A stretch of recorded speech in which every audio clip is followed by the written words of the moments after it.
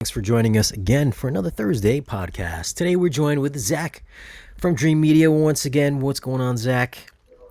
What's up, And then guys? with Robert Budd from JVC. How And y'all doing Zack, today? what are we talking about today, Zack? Well, a few different things. I wanted to generally educate consumers who aren't familiar with JVC's technology about JVC as a brand and what they're doing differently, as well as some current promotions that are running right now on JVC projectors, in addition to more free updates, JVC firmware updates. One thing that I just love about this brand is they just keep delivering, constantly evolving and adapting all of their technologies to stay on top. We're going to kind of run through all of these different topics today. So let's kick it off with this JVC. Robert, what makes JVC so special from like other competing brands? I mean, with the JVC, we're kind of known for our contrast ratio and resolution. I mean, with the 8K shift, we're able to take in 8K resolution, display it at this time. With the native contrast, 100,001, you're going to get the nice deep blacks that you really need to for a proper home theater. And so with that, you're going to see better colors, better. Your mic just cut out. There you go. You're back. There you go. Technical difficulties, guys. Yeah, Rob, we lost you. Well, Zack, why don't you go over some Yeah. prices?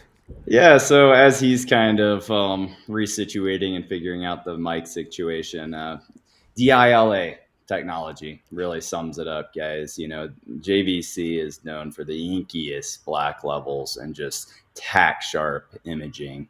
And then they've been evolving their tone mapping over the years and really have become the best in class projectors. So we have currently right now, and we have this all listed on our website as well so that you can see when the promotions are ending and beginning. But we have the NZ9, also known as the GVC RS 4100, on sale, $1,000 off. In addition to the NZ8, the RS 3100 model, $1,000 off. And then we have the little lamp-based model, I want to say little, it's still a pretty massive projector, but it's a little brother, the lamp-based MP5, also known as the RS 1100, is going to be $500 off right now with a free lamp mail-in rebate, which is another $599 value. So some good promotions right now running for JVC, and the RS 4100, 3100 is going to be through the end of this year. And I'd have to check my specs, but I believe the MP5 1100 is the same way. Yeah. And yes, Michael, it does use DILA technology. I'm back, guys. Are you reading All me right. Robert is back. All right, what were we talking about? The headphones died there. All right, yeah, we were talking about the technology in JVC projectors, why they're so good. How are your black levels so good? Well, I mean, we're on probably, as far as DILA chip levels, we're probably on 16th or 17th version of DILA chip. I mean, so we've been doing this for a long time, over 25 years. So with that, we've, you know, kind of got it down to keep the contrast ratio and the resolution really good on these units. So. And we got the new update coming out, right? When was the first update that we got for the HDR optimizer, and how has it changed from then to now? The HDR optimizer was probably maybe 2 years ago. We've doing the frame adapt, the dynamic tone mapping with the JVC. I think that's probably the biggest change. And with that, no matter what you're feeding into the projector, you're going to get the proper HDR tone mapping for that scene. So that's what JVC provides you with that, and that's Doesn't matter what you feed into the projector. You don't have to switch anything. It's all automatic. So And this is one of the coolest things with JVC, whereas some other competitors, you really have to get like a Mad VR NV processor or something like that. But with JVC's Frame Adapt HDR, they started out just doing it static frame adapt, and then over the years it's evolved into where now it's a frame by frame. It's automatically adjusting your projector to give you the best picture possible, to where you don't have to touch anything. It's beautiful what you guys have done. Maybe you can elaborate on that yeah, for I mean, yeah, with the frame adapts, we've evolved it over the years. So now we're actually measuring each frame or scene by scene and provide the proper tone mapping for that. So when the customer is watching it, it's automatically doing it scene by scene or frame by frame. They don't have to think about it or do anything. It's all automatic. And the latest version is with the HDR quantizer in the auto wide mode, provides an image that APL is probably about 10% higher depending on the scene you're watching. So you're going to notice a nice bright image without blowing out the whites or the black detail. You're going to see all that detail from 0 to 100%. So it's just amazing how much detail you can see with the JVC. So How does the frame adapt work? Is it based on metadata, or how does it um, figure out? it's a combination of metadata, and it actually analyzes the image to know what the peak wide information is in the scene. So it'll actually change that. So you don't need metadata. It will actually look at the scene. But it does do a better job if you do have metadata coming into the projector to analyze it and provide the proper tone mapping for that. Right. Now, Rob, can you talk about, for all of our customers out there, big thanks to everybody who does support Dream Media and our channel. Could you walk through for our consumers how to do the update? I know we've talked about this on many previous episodes, but maybe somebody just picked up a JVC 3100, 4100. How does the process work of getting up to date on the latest firmware, and what can they expect from this update? So the firmware is going to be located on our website, our support website. So you're going to go to jvc.com, select projectors, go to support, and then there's a firmware upload page. Just go down to the bottom for DILA and select the series that your model is covered under that. With this firmware update, there's three main updates that we'll have coming out mid-November-ish.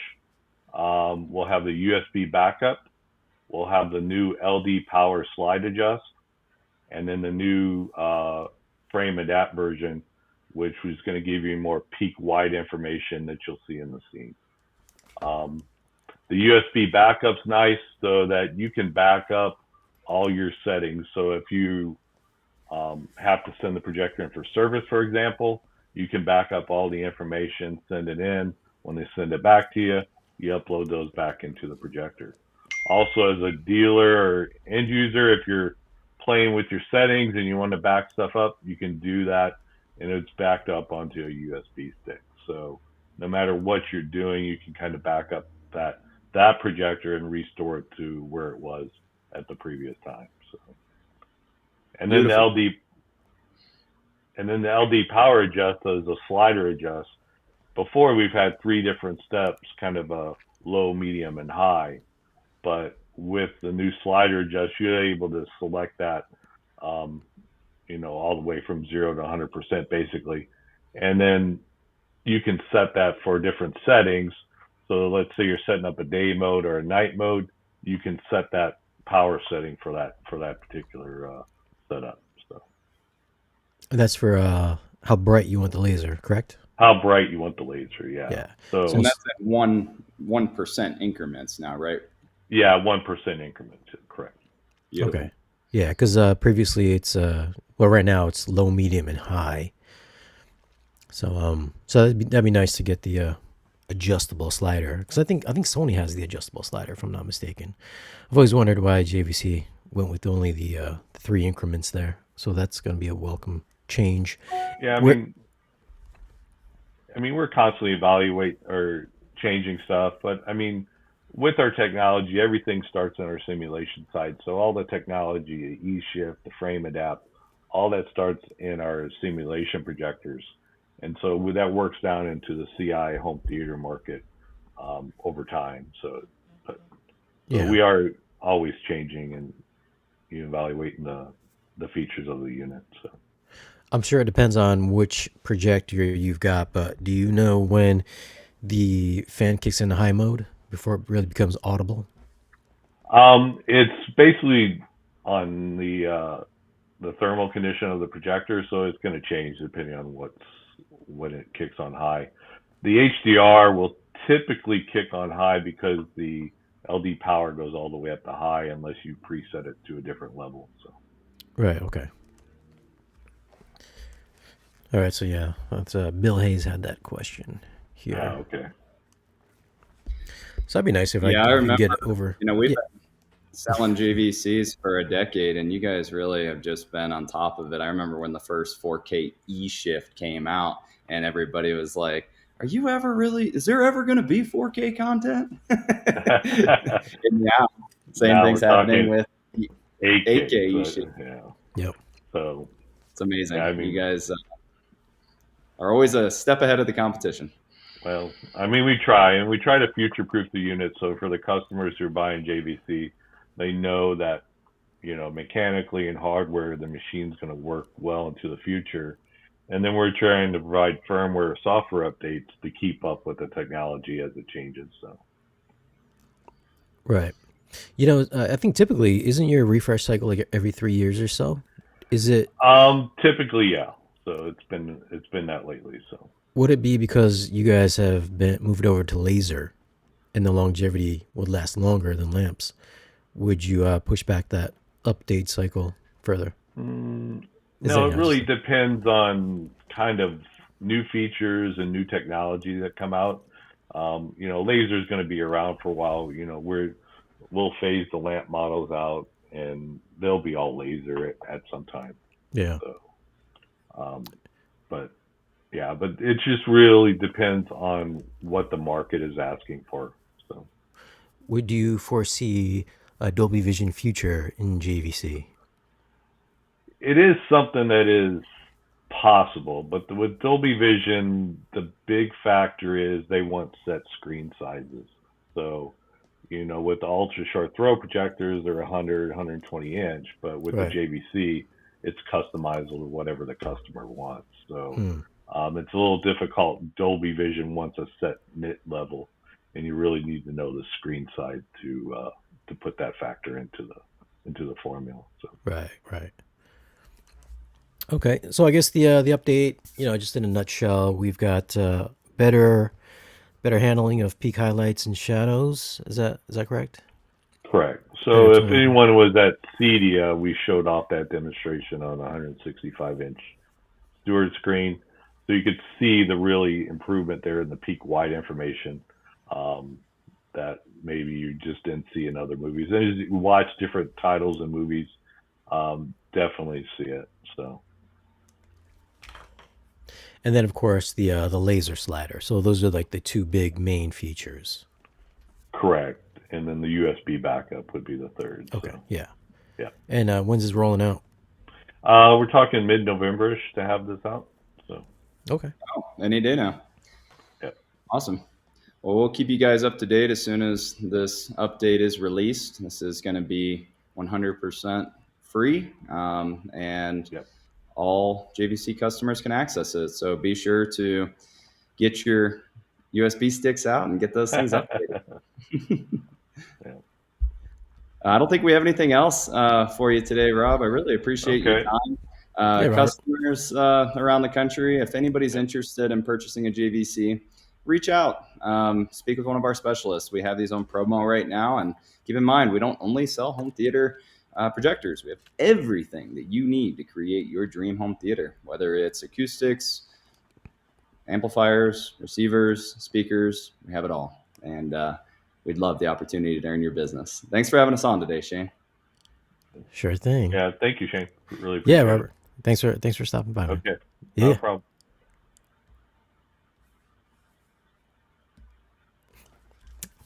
me one second Short and here. sweet.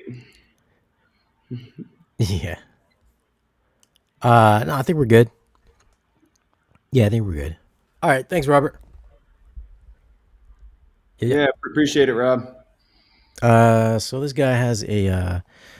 We're still on, by the way. Zach, my 4050 Epson has been running strong since you sold it to me. Beautiful picture.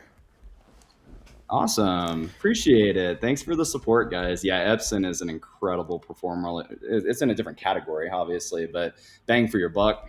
There's nothing better. Glad to hear that you're loving it. Yeah, they're super bright too. Very bright, very bright. And the 4K E shift is vibrant, sharp, looks good. The 4050 is still current model, great performer for the money. So you had put up a video 5 days ago, which kind of killed it. You got 14,000 views on it. Yeah, that actually featured its bigger brother, the replacement to the 6050, which was the lamp based, one of our best selling of all time projectors. It was 4K E shift as well, but I think you're talking about, the LS 12,000, which is the laser version, the new laser version, 2700 lumen output. Um, Incredible contrast. It's super vivid, and it just blows customers away. I mean, every time we put in a system, people are very, very impressed for the price point that it's at. Because like these JVCs we were just talking about, Yeah. they're in a different ball game. So Yeah. Yeah, you guys got away from doing this for a little bit. The I full was installs. trying to, kind of bring it back. So if it pans out to where it gets substantial views, which right now, how many we have? 14,000. If it gets substantial views, then we'll do more like that. But we're kind of trying to kick it old school. For all of my customers out there that have been watching the Dream Media channel over the years, back in the day in our stomping grounds, we would be doing installs like this, and I would Yep. record them just like this. Kind of more raw and long form, but we would record these every day, and that's kind of how Dream Media blew up. So I was Yep. thinking about our core audience and giving you guys a little taste of, I guess, our heritage. So what do we got in here? Yeah, I was talking about this with Gene the other day. We're just like, why are our views really been low lately? And then I think it came down to we used to do like reviews like every other day, every 2-3 days, but now we've got like reviews and the live streams and these little clips and I think it kind of dampens the yeah, views, yeah, because we're doing something every day. In a lot of cases, Dream Media is posting a couple times a day, so I think it kind of dilutes yeah, the views for sure. yeah. So I got to get back on the track, on the ball, guys. I've been doing like maybe 1 or 2 real reviews a month, but I used to bang them out like 3-4 a week. I need to get back on that because I was It's a getting lot like of work. I yeah, got mad respect for you, Shane, after being kind of in the reviewer space the last few years. It's a lot harder than people think. It's a lot of work to get all the B-roll and yep, drag the speakers up, and by the time you get them hooked up and you're actually enjoying it, then you got to move on to the next product. It kind of sucks. Sometimes I just want to sit down and like enjoy the setup. yeah. So let me see. I haven't seen the whole video yet because it's Yeah, this thing's an hour and 18 minutes long. So like was it? our It is long. videos, God, dude. yeah, our videos used to be like 45 minutes to an hour. Some were an hour and a half long. So I was like, hey, we had some videos that got 500,000, 1 million views that were like this. So let's see if we can do it again. It doesn't look like it's performing great, but That's the pretty good. feedback's nice. I mean, People are 14,000 receiving it. for an hour long video. That's good for an hour. I think it's good for an hour. I'm, Like I'm looking for like 500,000 views, Shane. we need a couple viral videos, but either way, I think we provide some very informative information in here. So like people who are really considering building a home theater can find value. So it's not necessarily all about the views. Obviously, we're trying to get big views on all our videos, but this really helps people understand some of the complexities, and we kind of just slow it down. It's not quite as sales driven. It's more just follow along with us. Yeah. I didn't realize it was an hour long. I thought it was like 28 minutes. Must have looked at a different one of your videos. But aside from this, let me go off this really quick. Let me give you guys a little update on the Zappiti situation. Let me just read off the email that I got from them. I'm not sure if many of you guys know what they are going to do, but let's cover this really quick. Man, where's that email? Raphael. Where's Raphael? There's John. Oh, by the way, I will have a video coming up probably tomorrow. I have got one of those Cambridge DAC Magic 200Ms in. I got that in today. So I'm going to have a little a video showing how you can add 4 extra channels. Well, in my case, 2 extra channels because I only got 1 DAC. So extra channels to your Trinov if you are a Trinov owner, because I don't think anybody's got a video on how to do that yet. I know they announced it like 2 years ago, but nobody's actually shown how to do it. So essentially what you would do, you would take an external DAC and you can add up to 4 additional channels. So if you bought a altitude 16, you could turn it into an altitude 20. If you have an altitude 32, you can turn it into an altitude 36. So that's a pretty good feature. That was also a free update to the Altitude Trinov platform, which is a great value add, I think. So I'm going to have a video on that hopefully tomorrow. It's going to be like a quick video, maybe like a 5-minute video. So be on the lookout for that. And of course, you can always buy a Trinov at Dream Media. Thanks, Jay. All right, so this is what I got for you guys. So I'm sure you guys have heard what's going on with Zappiti, all you guys that have invested in Zappiti. I'm told that come December time, they're going to shut off their cloud server. So if you have a pretty large collection, you might want to get in there now and make an offline backup collection where it's going to keep all the metadata on all your thumbnails and cover art and all that. So that way, the next time you start up the player, it starts off with that backup collection and doesn't have to like resync with the cloud. So that way, your collection is still intact and you can still watch it. But if you are going to add additional movies to your Zappiti, since the cloud is no longer going to be available, you're not going to be able to download cover art. You're not going to be able to download any more metadata. You're just going to have to access your movies from that hard drive that you just ripped or got your movies from through the Explorer and watch it that way. So you're gonna have to go down the Explorer list and choose your title from there without any, nice cover art and, data and all that stuff like that, like the actors and directors and all that stuff. So I did reach out to Zappiti and I asked them what their plan is as far as the app is concerned. And I'll read you off the email. So it says, hello, Shane. I would offer... Oh, so my thing was to them, I said, hey, why don't you guys make this app available to Zappiti owners for free? Because, it's kind of a tough pill to swallow because the word has been... It's going to be like another subscription fee for their new app and cloud-based server, which really sucks because, if you're invested in Zappiti, you don't want to have to buy another service just to keep your collection going. Because we don't do that now, why should we have to do it in this new upcoming app? So he says, hello, Shane. I would like to offer it if it was my company, but Zappiti is liquidated, and he has not been paid for 8 months now since his whole team is gone.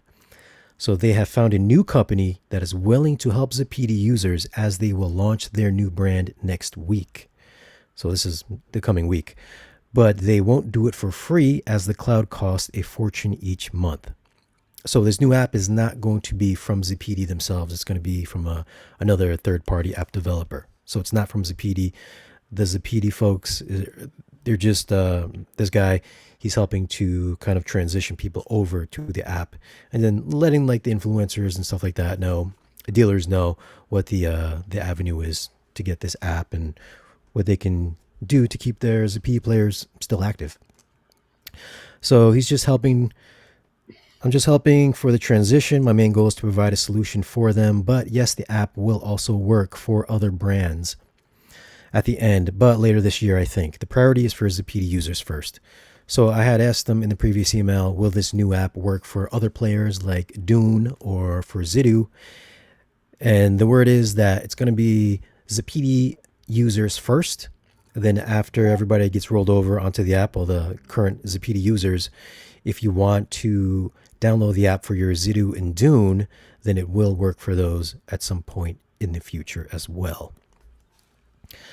And then he also says, let me go back to this one here. So the app will not be from Zappiti, it's from a new brand that they will propose in the US. Please tell your followers that they should wait before selling their players. The players are great and just need a new app that will be available for a small fee each month or per year, $50 to $60 a year. See attached pictures for your eyes only. Oh, I have seen the app. I know what it looks like. I can't show you guys though. So there is an app coming, and it's either going to be monthly or it's going to be a one-time yearly fee. So I mean, 50 to 60 bucks, I guess, isn't too bad if you just want to pay it outright. But it does kind of suck that we are invested. Zappiti owners are invested in it. That you're just going to have to like get another subscription. It really sucks. It would be handy if somebody could just develop a version of Kodi to run on the Zappiti players and to have Atmos output at the same time. Because as of right now, I tried Kodi and only 4K HDR works, but Atmos or lossless audio doesn't work. So if you guys know something that you can download on the Zappitis that will output 4K HDR content and also lossless audio, then definitely leave a comment down below and let us know what that app is. But so that's it. That's the news for Zappiti owners. There is going to be a new app coming out with a possible monthly subscription fee or a $50 to $60 yearly fee. So I guess do not sell your players yet. Maybe hang out till next month to find out what this app is going to offer, what it entails. But from the looks of it, it looks very similar. From the UI wise, it does look very similar to what it currently looks like now. I will be getting an app pretty soon, probably in the next couple of weeks. So, stay tuned to the channel to find out what that app is going to look like. But what are your thoughts on what's going on with Zappiti? How do you feel about this app? Do you feel like you're going to pay every month? Do you feel they're duping us and charging us a one-time fee every year? Leave your thoughts down below and let us know. Okay, so that is it. That's the Zappiti news. What else we got here? Any other questions here? So, Mr. Michael Walker, Shane, I burned 125 UHD Blu-rays and I don't get anything showing me the art, etc. I guess you would have to buy like a Zidu or maybe a Dune player for that case scenario. Oh, with the Zidu 2000 Pro.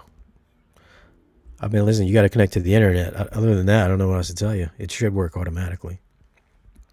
Are you guys selling any of those kind of players, like the Zidu or anything like that, Zach? No, we're solely just selling Kaleidescape. Okay. Just Kaleidescape. Just the best, man. I guess we have the Radeon players, Blu-ray players, but Okay. I mean, it's kind of like a rack, right? This is an analogy I gave somebody the other day. They sell racks that are like super cheap, and then they come to your door and they're flat, packed in super tight boxes, and then you end up spending like 12 hours to put it together. Yep. We sell racks that are fully assembled that come on a pallet with the shelves, ventilation, everything fully assembled, ready to go. And they're more expensive, obviously. But after you factor in your time, everybody's time has value. You find that the fully assembled model is actually a really good value. And I think a lot of people are probably finding that out by doing all of these various different methods to save money with media, Yeah. and could potentially just invest in Kaleidescape and be done with it. Right. It's So there kind of the was way a. I look at it. I was answering one of the questions in your video. So the gentleman had asked if let me just read. It's pretty fun. I mean, he's kind of a normal, subscriber of my channel as well. So I see his comments often. Nice dude. So we got into it a little bit. He says, honestly, we never really own the movies we keep in the cloud. So he's reluctant to invest in any of these type of digital sources. So physical 4K for life for me. I don't know why people don't like watch the whole video. Dude, I don't know, man. They just immediately start firing. Yeah. I'm like, dude, we have 2 separate videos on your channel and mine that specifically address these questions and concerns. But listen, let's talk about it again. Yeah, let's talk about it again. But let's get real right now. None of you guys out there, me included, we don't own these movies that we purchase. We have no stake in these movies. You didn't direct the movie. You didn't produce the movie. These movies are not ours. They are loaned to us from the studios so we can enjoy in our homes. So technically, they're loaners that happen to be on plastic discs or on hard drives that we enjoy in our house. So for the folks that are like, they're like, this is mine, I own it. Technically, you don't own it. And if they did want to pull it from your Apple subscription or your Vudu subscription, they could do that because it's their movie. And you've probably already watched it a dozen times. Yeah. As far as the movies living in the cloud, they don't live in the cloud. You download the movies to a hard drive. So now, just like your physical disc, the movie is now on a physical entity, which is a hard drive, which in turn also makes it a physical copy of the movie. So you have your physical disc, you also have your physical hard drive. So you now have 2 versions of the movie, on plastic, on HDD or SSD. So this movie is a physical copy as well, if you want to get real technical about it that way also. Well, you do not too is you can use it offline, so yeah, customers that have a Blu-ray disc, they still need to bring like a player and plug it into a TV, say if they're traveling or whatever. You can take the Kaleidescape and just plug it straight in. But yes, you download the movies to the hard drive, guys. Yeah. It's not living in the cloud. That's why there's no buffering. Yeah. Yeah. So it's just like your Zappiti or Zidu that you have ripped and backed up, except you don't have to rip and back up anything. You just download it at the same or better quality. And just like Zack said, you don't have to be connected to the internet to watch the movie. You could download your movie, unplug it, go in your bathroom, plug it up to your bathroom TV and watch it there. You could do that as well. So you don't have to be connected to the internet. It is now a physical copy on a hard drive. What if the servers go down? What if they... I always love the doomsday scenarios. What happens if they go out of business? Wow, I'm going to lose all my movies that are on my hard drive. Once they're on your hard drive, they're on your hard drive. They're yours. Just like if Fox Studios went out of business, your Blu-rays aren't going to disappear. You still have them. You still have a physical copy. It's on your plastic disc. Just like if Kaleidescape went out of business, they're on your hard drive. So they're not going to disappear. One thing that's interesting, Shane, sorry to cut you off, it just popped in my head. Kellen sent me, our national sales director, sent me a message that Best Buy locations, including their online store, are discontinuing the sales of disc altogether. Yeah, a lot of places are definitely doing that. It's like cable boxes, they're going to stop making them this year. So that becomes another issue in itself. Oh, hey, Don. Did you just notice him? How you doing, brother? Good. Sorry I'm late. It's nice to see you. Nice to see you too. But, it kind of goes back to like the time value, right? Like finding the disc, waiting for the disc. It like, to me, that carries value as well. And with Kaleidescape, you just bust out the app, pre-order it, and it's sitting there the day it comes out ready to go. Like, it's a different experience is what I'm getting at. Yeah. Yeah, 100%. Yeah, I don't know why there's so much hate about Kaleidescape. They're just trying to put out a great product. I guess It's just it boils down to the price. People just well, I know. can't It's wrap their head around the expensive. price. I don't have one yet. I mean, Yeah, it's and I'm guys. tied to those people. It's expensive. I We mean, know it's expensive, guys. We do know it's well, expensive. so are projectors and Yeah, screens and speakers and rooms and yeah. treatments and seats. It's a luxury item. It's It's a for luxury item. luxury item in the home theater tech I'm world. grateful that companies make products like that so that we at least have the option, even if we can't afford it, it's something to aspire to or want to get to. I just, when I see a crazy expensive flagship speaker and hear it, I'm like, oh my God, that's awesome. I know I could never afford $200,000 speakers and amplifiers, but I still enjoy it. I think it's super cool. Yeah. Easy answer. Easy question to answer. Can the hard drives work with other players or vice versa? No, because the hard drives are locked into their ecosystem, which provides their security, so pirates can't get into them and Arr, and steal them, and you share them. So no, pirates. you can't use their hard drives and bring them to other devices, or bring your hard drive to their players. So it's an ecosystem that has been successful for like 20 years now, and Yeah. So people worried about Kaleidescape. I mean, they're just they went through being sued and yeah. battles. They've hung on and been around for a long time. I think they will be. I mean, when we went to CD, every demo system had a Kaleidescape on it. I That we mean, they showed were all over this Yeah. floor. in the Audio Vice show and various different, Yeah. all the places I go where video matters and performance matters. They've got a Kaleidescape running it or in a Mad VR. I mean, that was really the common denominator almost every demo at CEDIA. You would agree with that, wouldn't you, Zach? Yeah. Well, I mean, when it comes to showing off your product, you don't want to you don't want anything other than the best, right? You want to make your product shine, which is what the Sure. Kaleidescape does by ensuring that you are getting the best quality I've form. never had a client or put one in, and I put quite a few of them in, probably over the years, at least 100 of them. I mean, a bunch of them. And I've never one time had a client go, I don't really like this thing. I mean, they love the menu. They love the way it operates. They love that they can now download a full 4K, full Dolby Atmos, uncompressed movie in just a few minutes. I mean, it's very quick. Another concern is, what happens if my hard drive goes bad? Am I going to lose my movies?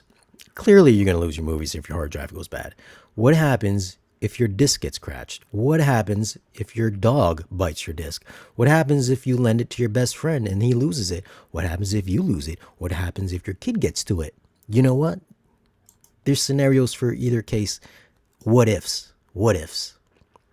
I would say there's more issues that could happen with your disk than with the hard drive.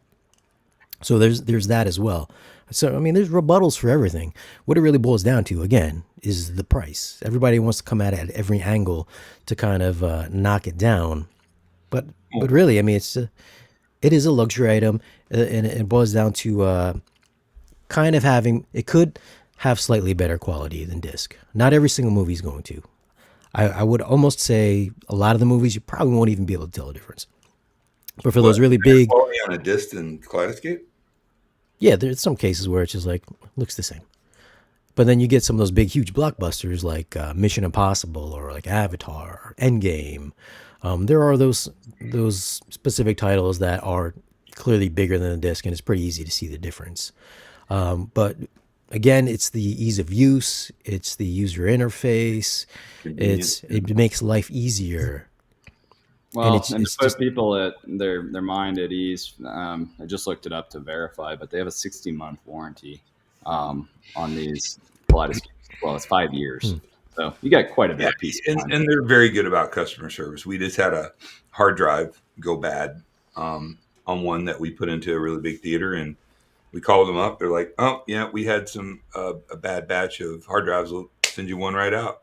And I mean, no problem. Came a couple days later, sent the other one back. I mean, it's excellent customer service, as you should expect. Definitely coming down to the experience. So sorry, Shane, go ahead. Yeah. So Daniel says, I know Daniel goes at it in the comments too. Obsolescence is inevitable. I'd rather just have my collection disappear than any huge box in my utility room. DVD Yeah. collections. Yeah. So I have an Oppo Blu-ray player Yeah. HD, and I rarely use it, man. I mean, I just 4K DVDs are expensive, and I stream most of what I watch, and I've got a few key movies that I like to have demos so I can listen to uncompressed Dolby, or Mm-hmm. I demo a lot of people that come to my house and hear my system, for that. But I mean, and I was an avid and rabid DVD collector in the late '90s and really in the 2000s. I think DVD came out in '97. I had a first gen DVD player, and I probably had 15 DVD players over the years. And I would buy. I used to love going to Best Buy or Walmart or wherever and looking through the DVDs and finding a couple movies, or show my age Blockbuster and renting, some Yeah. DVDs. I mean, it was cool. It was fun. It was an event, and a lot. I think a lot of us were weaned into the hobby doing that action, and then of course streaming came along. We started with MP3s and music on iPods, and it just the progression of technology. I love streaming. I have multitude of apps, multitude of devices. I have Apple TVs, I have Roku's. I dig it. I mean, the quality's pretty darn good on most of them. I mean, Mm-hmm. it's of course until you put a Blu-ray in or watch something on a Kaleidescape and you really get that uncompressed audio. Video, I mean, it is what it is. I'm not a video file. I'm more of an audio guy. But the video Um, is good. I'll tell you so what, when your internet connection buffers, it's affecting everything, and it, yeah. it can That's be what you pretty get for terrible. living in the mountains, dude. My internet Plus, connection's I solid, bro. I definitely feel stronger about the topic because my internet is so shifty. It's an issue, more of an issue from you. Yeah, I mean, but I trade you. Trade you right now. Trade No, thank you, sir. links later. I So do want to address this comment over here from Reggie. I figured out how to pop that open. We want to keep you guys up to date, as much as we are in the know. I mean, we do everything within our power to immediately jump on things like the Zappiti deal that we were talking about yesterday. We got it up this morning. Like we try to do our best with news and buying, I guess, information so that you guys can make an educated buying decision. But um, sorry to hear that the timing didn't work out for you, Reggie. But we Yeah, do our poor best. Reggie. What's up, man? yeah, listen, I'm not saying they're gonna do it, but we sometimes didn't. Spend all that We money. would never withhold information, I yeah. guess, is what I'm trying to put out there. The manufacturers withhold information from us, but we get it to Well, you as fast as possible. I didn't like that I bought two Mad VRs and like a month later they came out with a new one without any kind of warning. Well, and you're a big dealer too, Don. Like that goes to show, like they're not keeping Oh, us they in the don't, loop. Like dude. all dealers are created equal. Like we get the Nobody's dialed more into release. the industry than I am. I mean, I'm an integrator. I work online. I do reviews. I'm on the board of a couple different companies. Um, not the board where you make money, the advisory board where you help them guide. They're like, stop making products you like, make products people want. So I'm pretty dialed in, and I still don't get like the heads up necessarily on things like that.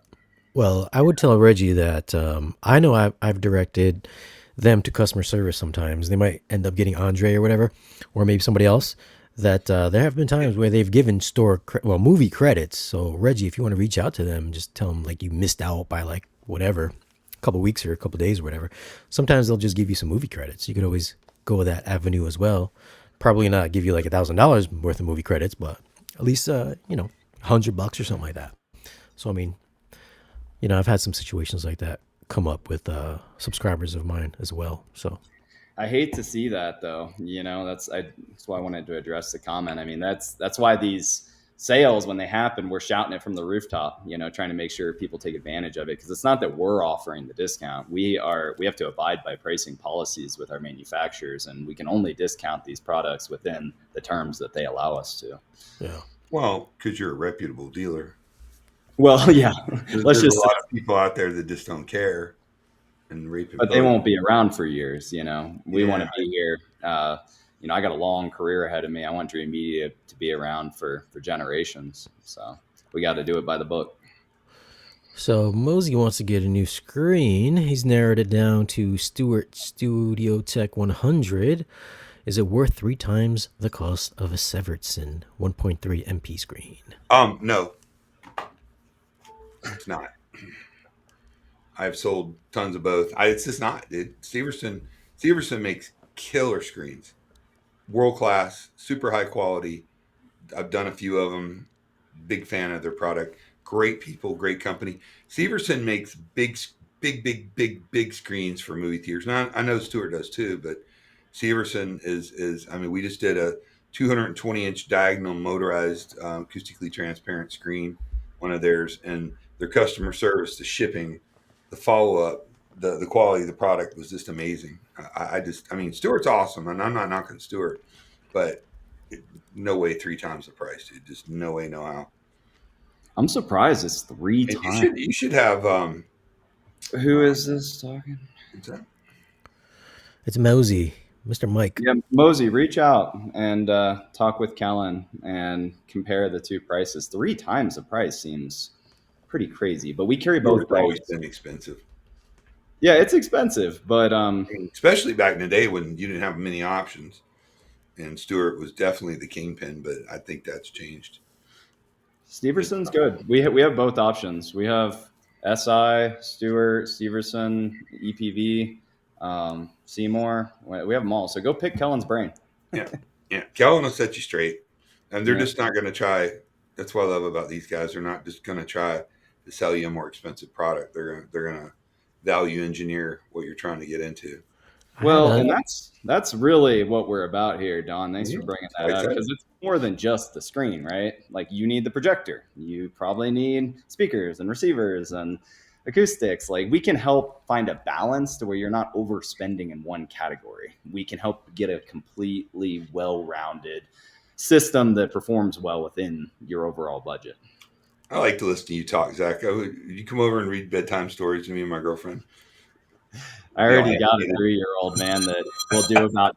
Oh, I know. I swear to God, like our bedtime routine is about an hour long because he will look for every single reason under the sun to have another story read to him. He's the coolest kid ever. And you're like, oh, and then he ran down and up the mountain. He was shredding the gnar. That's what he was. Yes, yes, that's what we That do. kid's awesome. Super But cool. yeah, it doesn't help that he's stinking adorable. Basically, gets away with murder. That's okay. Hey, Zach, SSD versus HDD. How load are the HDD drives? How loud, I think, is probably what they mean. Oh, okay. They're not very loud at all. Well, the SSD is quiet. It's dead It's silent. just the time that it's taking for the file to download to the drive is the major advantage, but they're not loud. Yeah. I don't think I've ever heard mine. Ever.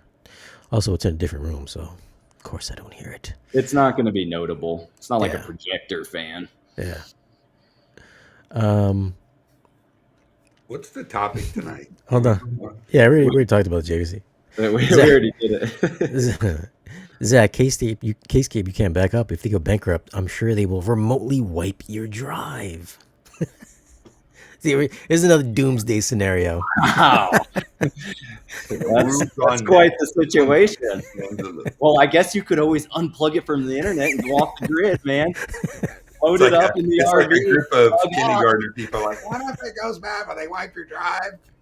No. I mean, I used to watch like Doomsday Preppers, and I'm kind of a prepper myself. You just unplug it from the internet, go off grid, load it up, take your bug out vehicle and your hard drive, and you're good to go. That's the only reason I keep DVDs in a generator, in case shit hits the fan and I want to enjoy, a couple movies. I can do that. That's the only reason to have hard media. Yep. Well, I mean, that's the sales pitch with the offline Kaleidescape is, you take it in your RV, take it on your yacht, take it wherever Your you want. yacht. I take it in my yacht all the time. Leave one on your yacht. Reading caviar, watching Top Gun. It's wonderful. So, Oprah wants to get a Kaleidescape, but he's holding out, thinking they might drop a new player. You get a Kaleidescape, and you get a Kaleidescape, and you get a Kaleidescape. I don't think they're gonna drop anything. Oh, drop a new player. I don't know if they're going to drop a new player. They're pretty tight-lipped about it. I mean, Yeah.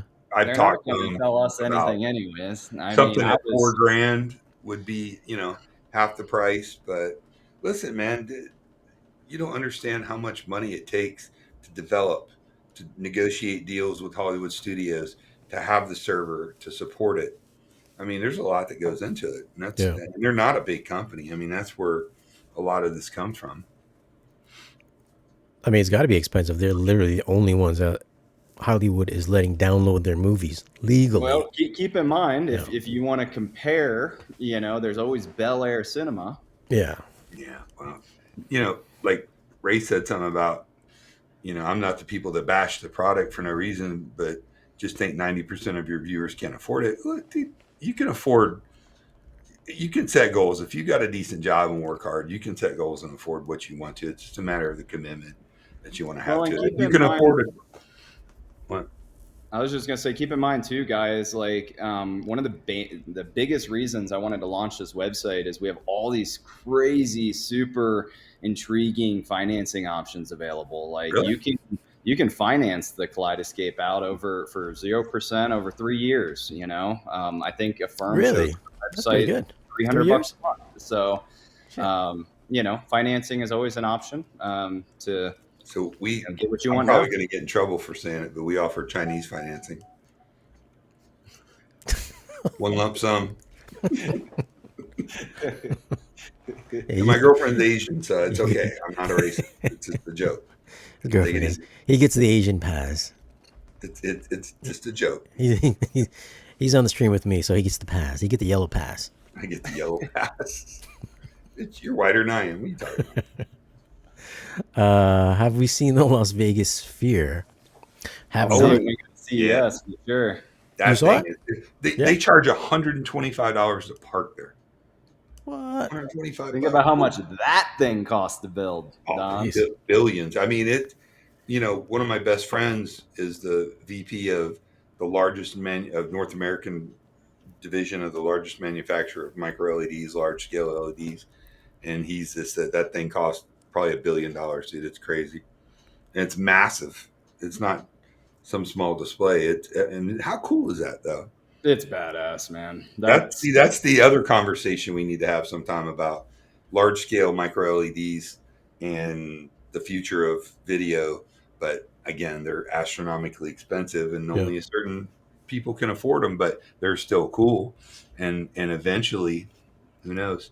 You can get a 100-inch TV now. What was that? Hisense. Now there was some debate going around about. They said it was going to be $5,000. Now they're retracting that, but still, if it's $6 or $7 for a 100-inch TV, that's pretty cool. And that's come way down from $100,000 just a few years ago. Dude, that high sense at Cedia, that was ridiculous. 23 billion. What's that? Are you talking Yeah, about the Hisense. That thing looked dope, dude, didn't it? It's ridiculous. I mean, I would be Like, real worried about the quality over a period of time, but yeah, I mean, even if it goes out in a couple years, though, $5,000. Yeah, it's super cheap. well, Throw it you're a out baller. You're a baller, Zach. For us plebes, $5,000 that might put me in the hospital, man. I don't know. Or you could get their PL1 ultra short throw projector for $2,000 and get up to 150 inches. Zach, you guys saw that? Yeah, we sell their ultra short throws too. I think they're going to send that PL1 and PL2 over. I told them I got a little window next week to do a quick video on it. We'll see if it gets here in time. But I know you're going to get one too, Shane. Yeah, mine's coming next week. It's going to be interesting to see what happens to ultra short throws these next couple years as the price of these LEDs come down. Yep. We'll have to see. Zach, I might hit you up. I was thinking about mounting a short throw projector from the ceiling because I can't. I mean, my center channel is massive, so I can't put it down low. But I was thinking about doing one of those brackets and doing like a 120, inverted. Did you see the video, or did you go by the Epson booth at CDM? Nah, I don't force myself to go by that. No, I'm kidding. No, I didn't. Well, look at my video on it. It was actually pretty impressive, and the mount's really affordable. And people have been asking about it for a long time. I kept pushing it down the line to Epson, saying, "Hey, we need this," and they delivered. That mount apparently is just going to be a couple $100, but We had made a video on it on the Samsung P9 projector, but hadn't ever mounted a Epson upside down yet. So I know some customers have. Do you know Adam from Kef, that the guy that came up with the cool 3-screen theater gaming? Mm-mm. He's like a regional rep for Kef. Adam's, if you don't know him, you should meet him. He's one of the coolest dudes in the business. Super cool, crazy inventive, very skilled. And he inverted and did like a periscope coming down for the 2 side screens on the short throw projectors. I saw the pictures and thumbnail of the room. Oh, you didn't see it? Oh, never mind. I know exactly what you're talking about. Yeah, the room. It's dope AF. Was that with Epson's? Yeah, 3 Epsons, man. He's building like a base that you can buy from him if you want to do that, and the base will house the projector, and he'll walk you through the setup.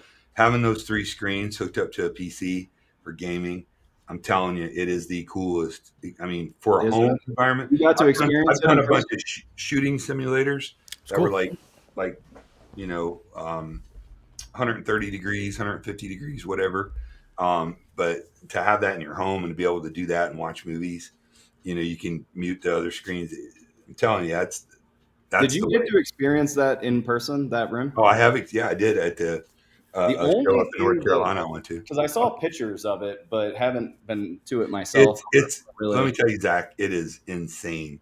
Like I'm telling you, you should reach out to Adam and maybe talk about getting set up with him for some of your clients. But to have a room where you can have a theater, acoustically transparent screen, your speakers coming through, but to have these 2 side screens if you game. I'm not a gamer, but I might be if I had that. It was really, the flight simulator was off the chain. Yeah, it's like a Screen X. Yeah. Have you guys seen the movie Gran Turismo, by the way? I am watching it tonight. It's a good movie. Watching it tonight. Yeah. Aren't the screens in that room at a 90 on the room? No, they were slightly angled back a little bit. They're angled like this? Slightly. Slightly. I don't know what the degree pitch is on it, but I mean, it's pretty cool. I was curious to get an opinion about that room because we've had customers asking about it. I was concerned. Off the chain. And I'll give you Adam's number off camera, and you can reach out to him and maybe talk about. He's got a business now making these things. That'd be kind of cool if you could offer that to the Dream Media clients. Does he have like some software for it? I don't know. I know that he told me that he's started a business physically making the cabinetry that on the left and the right and the front, so you could use 3 short throw projectors, blah blah, and those would actually relatively easily be set up. And then of course you got to get the right card, and you have to have a pretty powerful PC, I would imagine. I'm not a gamer, so I can't really ramble on a lot about it, but I'm telling you, what I experienced at that thing was next level. It was probably, and of course everything in full Atmos surround. Now he had Kef, he's the Kef rep, obviously, which is a great speaker line. But it was dope, man. It was, this old dog has been around a lot of theaters. I'm like, dude, I would love to offer this for my clients. That's cool. It's wicked cool. Wicked cool. Glad I got some input on that. I was curious about it, specifically with how it actually performed in real life with the screens being so 90 in that room, or how it looked in the pictures. When you got dancing skills like this, you get in all the cool spots, man. Well, this is for you, Don. How far should you mount an AT screen from speakers? He has the Ascendo 12-inch. We try our best to give at least a foot, if not further back. You don't want to put them up too close to the screen. It creates comb filtering issues. But if you could go at least 12 inches or more back, I think you're going to be great. You don't want to put them up on it. Man, Matthew Post could give you the exact dimensions because he's a super freak and a savant. But we try to be at least 12 inches back whenever possible. Yeah, I was told from Stewart, if you get their microperf screens, that they recommend 12 inches at least. Or if you go with their weave, they can go up to a couple of inches behind. Get your weave on it. Yeah. Like I've got mine like 3 inches from mine, Yeah, it's too close. but I've got a weave screen, so it's essentially like a speaker grill cloth. But one man's 3 inches is another Yeah. man's 9. So hopefully that You know, with answers the your metric and question. the imperial, that's what I'm talking about. We uh, got 8 people in here. We can have some. we good. I think where they call it, man. We got an hour. Just hit an hour. So made this a nice little swift little live stream. I didn't get an hour. Can't help you came here late, dude. I like mosey around. He's got the Ascendo 12s, the big bad boys. Those things are insane, dude. What they play like 130 dBs or something. They're just nuts. Zach, what you got coming up? RBH. Oh, tomorrow. Don's brand. Yes, Don turned me on to RBH. Just a bunch of great guys, great company, super high output, clean speakers. Yeah, just super killer. Like super killer speakers. So that we made a bunch of different videos trying to break down their models for the average consumer. Because one thing that's kind of tough with you got a lot of models. Understanding the different series and kind of just the technology differences between the series.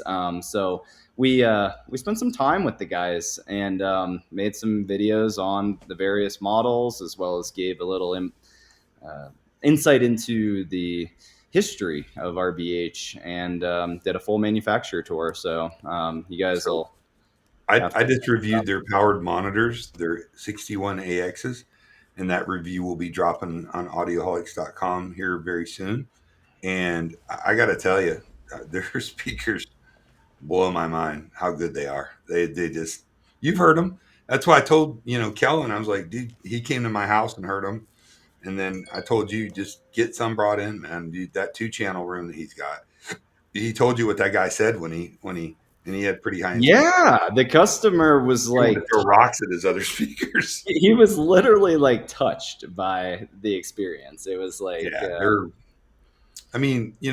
they make some cool looking stuff for sure, but the cabinetry is not. If you're looking for beautiful cabinetry and all that, there's Focal and Kef and Paradigm and all that.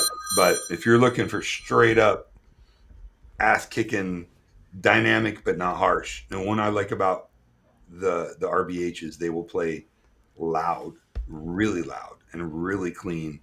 But when you turn them down low, they're very articulate. They have great sound stage and all those other ridiculous audiophile terms. The effervescent sound that came from when I'm playing Beethoven's Fifth Symphony. I mean, if you like to rock like I do, that's your speaker, but not harsh. They're not a bright speaker. We sat there and listened for hours. I mean, Kellen and the guys are just like tweaking the system, playing around with that new 21 for hours, and we didn't experience any fatigue. No, they're not, none whatsoever. It's just a shame because they're not a marketing company. They're trying. They've revamped their website and they've got some new videos and some cut sheets now for their products. But people, it's like a cult. People that they feel like they're a member of a club. People that get it, like, oh, I got RBHs, But you talk to the market dominated by Klipsch and Kef and some, and they're all great speakers. Don't get me wrong, but I'm telling you, dollar for dollar, pound for pound, I challenge you to find a speaker that will outperform an RBH anywhere near the money. And I know because I have my whole house like an audio shop. I got speakers in my guest bedroom. I got speakers everywhere, and I listen to the best of best, and they should be counted among the best. What was really cool, Don, is whenever the first episode you guys are going to see, everybody watching this, is the kind of the intro to RBH, us just kind of introducing the brand. And I used in the title the best kept secret in audio, and we interviewed. It really is. And then I think in the coming years, people will. I'm going to help them with marketing. Yeah, you should help them. What I was going to say is, Todd, it was really kind of eerie to hear him talk about the brand, because he talks about it very similar to the way that you talk about it, you know, and we kind of threw up some of the quotes of things that he was saying, but he started as a consumer, a fan himself of RBH, and kind of got the company passed down to him. But what turned him on and what the reason he became committed to the brand was because he heard things that he had brought tears to his eyes. He talks about how it brought tears to his eyes. He had heard things he had never heard before. I mean, just really the passion is there in that company, and you could feel it. I don't know, other than standing on a metal tub and screaming, I can tell people more. You need to check this brand out. You need to give them. The problem is they just don't market. They don't have that many dealers. It's like JVR, another RTJ, another RTJ subs are.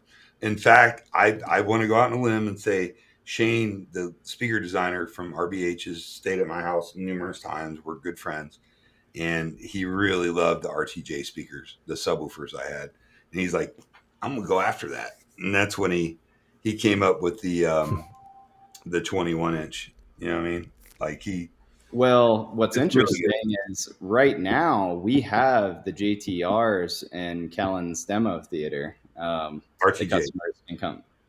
No, the JTR 18s. Oh, they are? I thought they were RTJs. Are you sure? RTJ. RTJ, yeah, Good. exactly. See, this is the problem with that brand.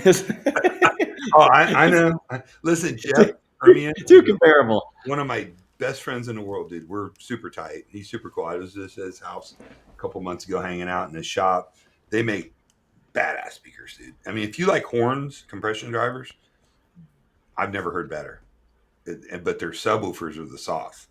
But RBH is no slack. And this new 21 they got, I'm just waiting to get mine one day, hopefully. But it's a beast. I mean, it all stemmed from a big, giant, massive theater I can't talk about yet that we did with RBH.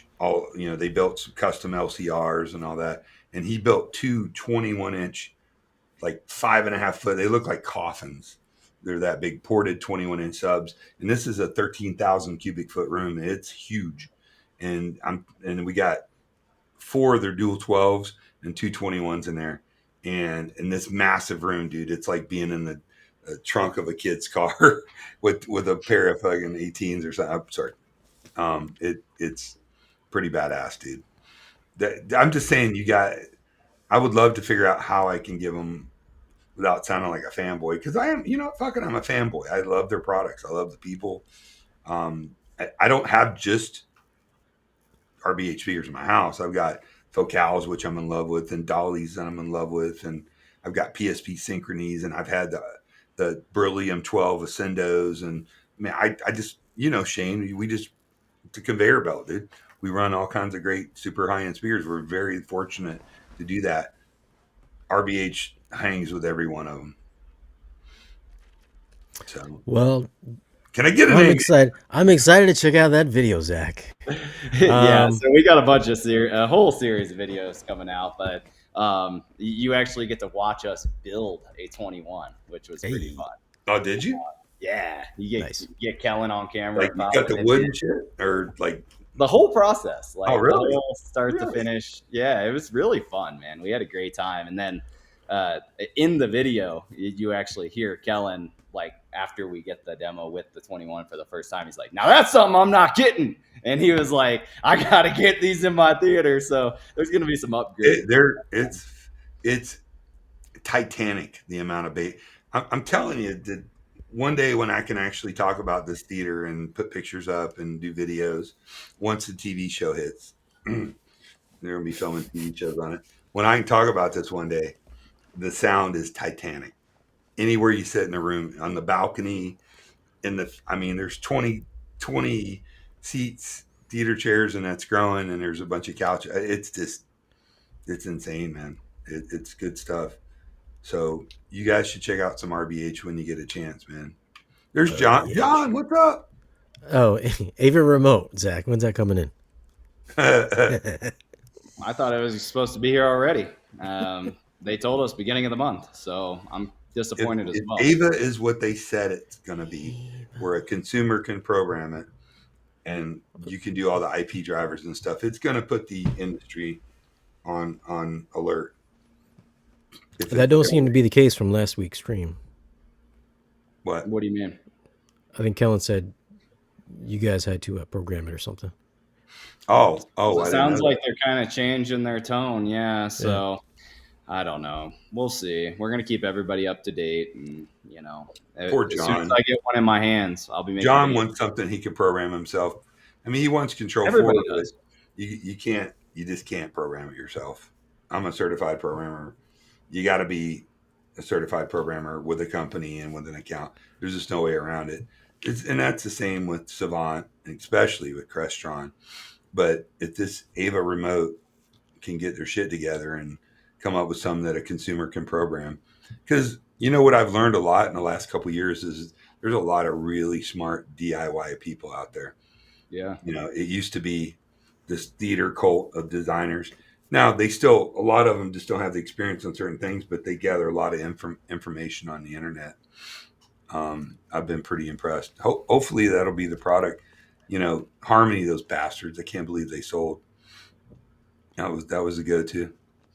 Man, we sold so many, just probably thousands. It was a good remote system. I mean, if you just wanted to do a room or maybe even a zone 2 or something, it was okay. But the industry needs something like that, and they need to make it a little more affordable. I think. Well, in my world, $1,200 to $1,600 isn't a lot of money, but I know to a lot of people it is. Yeah, it's tough what we do, Don, because we have such a. What do you think I drink? I was like a virgin Mormon Puritan. I kid. Until I got an AV. I find that hard to believe. Yeah, don't believe it. Well, I'll keep everybody up to date on the Ava. That's all I can do. It's out of our control, but believe me, we put orders in day one. So as soon as it comes in, it's going to be here in my own personal home, and I'll keep you guys up to date. Who are you going to have program it? Good one, Don. And Don, I do have one theater roast for next Thursday. Mr. Doyle Schaefer, who recently bought a pair of D215. Actually, he has a whole home theater or Perlisson home theater set up at his house. So he sent me Johnny, brother in Perlisson.